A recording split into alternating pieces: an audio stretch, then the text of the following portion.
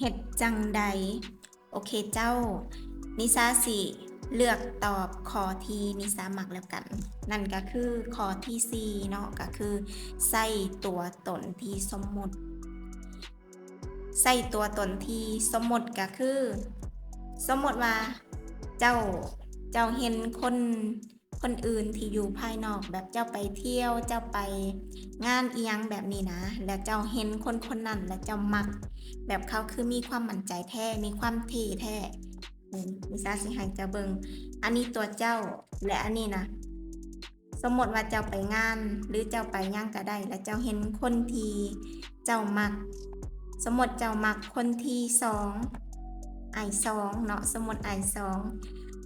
แล้วให้เจ้าสมมติว่าเจ้าเป็นI2เลยนี่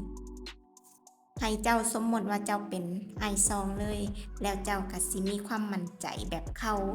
โดยอัตโนมัติหรือแบบที่2ก็คือ